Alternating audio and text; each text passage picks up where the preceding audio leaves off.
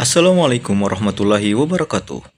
Pada mata kuliah Filosofi Pendidikan di topik 5, kali ini kita akan membahas pendidikan yang berpihak pada peserta didik dan memerdekakan peserta didik dalam pendidikan abad ke-21.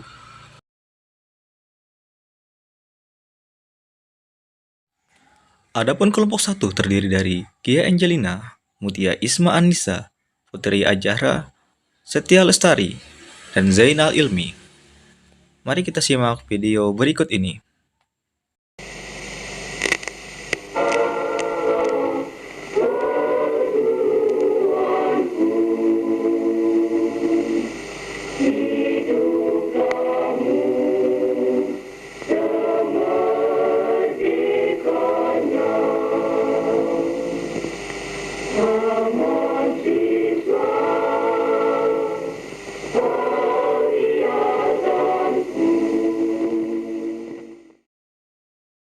Kami meninggalkan tanah air pada tanggal 1 April yang lalu. Sejalan dengan pemikiran Ki Hajar Dewantara, pendidikan yang berpihak pada peserta didik yaitu peserta didik yang bergerak sesuai dengan kodrat alam dan kodrat zaman. Sebagai pendidik harus menyadari bahwa pendidik adalah sepatu pamong yang bertugas menuntun peserta didik untuk dapat belajar sesuai dengan potensi dalam diri peserta didik, serta mengikuti perkembangan lingkungan dan zamannya, sehingga pendidikan haruslah berpihak kepada peserta didik, serta harus menghargai keunikan dan keberagaman mereka.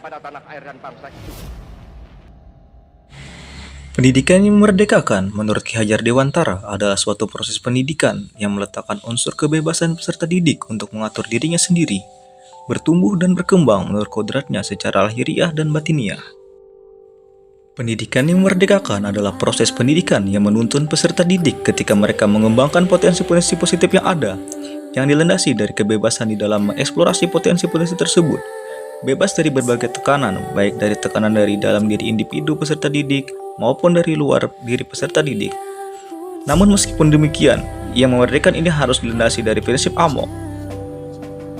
Sejalan dengan pemikiran Ki Hajar Dewantara, hal tersebut agar peserta didik tetap memiliki jiwa nasionalis dan tetap cinta kebangsaan meski diberikan kebebasan dalam pendidikan abad ke-21. Perlu adanya penguatan dalam diri peserta didik agar tidak melenceng. Oleh sebab itu, perlu diterapkannya profil pelajar Pancasila sebagai landasan peserta didik dalam meniti kehidupan untuk masa depannya. Profil pelajar Pancasila terdapat 6 dimensi yang dirumuskan untuk menjadi acuan untuk para peserta didik dalam menumbuh kembangan karakter serta kompetensi peserta didik. Berikut uraian terkait profil pelajar Pancasila.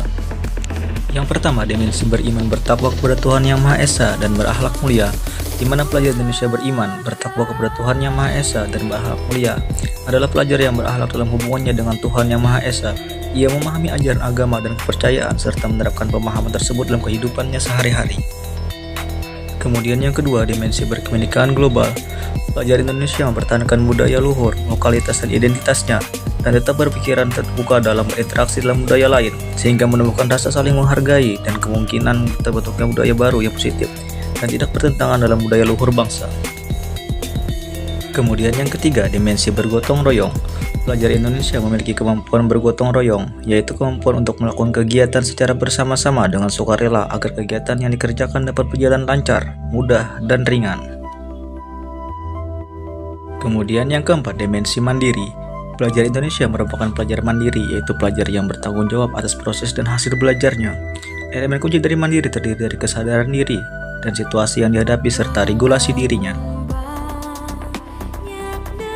Yang kelima, dimensi bernalar kritis. Pelajar yang bernalar kritis mampu secara objektif memproses informasi baik relatif maupun kuantitatif, membangun keterkaitan antara berbagai informasi, menganalisis informasi, manipulasi, dan menyimpulkannya. Kemudian yang selanjutnya, dimensi kreatif. Pelajar yang kreatif mampu memodifikasi dan menghasilkan sesuatu yang orisinal, bermakna, bermanfaat, dan juga berdampak. Nasihat kurikulum merdeka pada abad ke-21 di sekolah, khususnya pada layanan bimbingan dan konseling.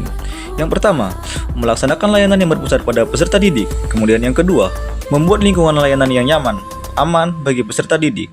Kemudian yang ketiga, mengarahkan peserta didik sesuai bakat dan minatnya masing-masing. Kemudian yang keempat, berusaha melaksanakan kegiatan layanan dengan memenuhi kebutuhan peserta didik. Kemudian yang kelima, memanfaatkan lingkungan sekitar sebagai media dan sumber layanan. Kemudian yang terakhir, melakukan asesmen, tidak hanya dari hasil layanan, tetapi juga proses layanan juga ikut dinilai.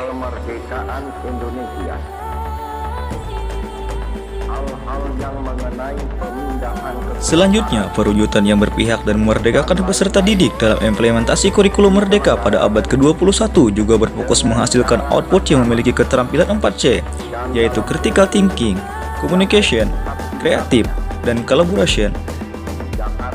Critical thinking merupakan suatu proses yang terarah dan jelas yang digunakan dalam kegiatan mental seperti memecahkan masalah, mengambil keputusan, membujuk, menganalisis asumsi, dan melakukan penelitian ilmiah.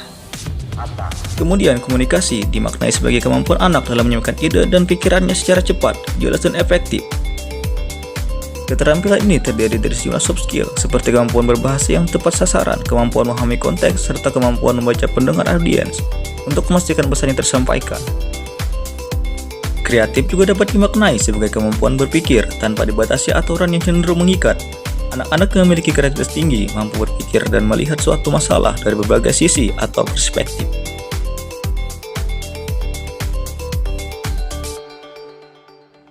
Kolaborasi adalah aktivitas kerjasama dengan seseorang atau beberapa orang dalam satu kelompok untuk mencapai tujuan yang ditentukan bersama. Aktivitas ini penting diterapkan dalam proses layanan agar anak mampu dan siap untuk bekerja sama dengan siapa saja dalam kehidupannya mendatang.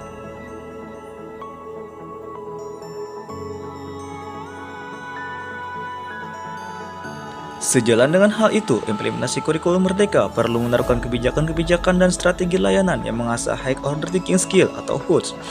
Guru BK dapat menyesuaikan kurikulum dengan program merdeka dan mewujudkan proses layanan yang menyenangkan, kreatif, dan inovatif. Kebijakan kurikulum merdeka yang bersinggungan dengan peran guru BK, yaitu yang pertama, strategi layanan BK dalam asesmen kompetensi minimum. Kemudian yang kedua, strategi penguatan pendidikan karakter. Kemudian yang ketiga, strategi penyusunan RPL BK 1 lembar halaman. Kemudian yang terakhir, strategi peningkatan kompetensi informasi komputer dan teknologi.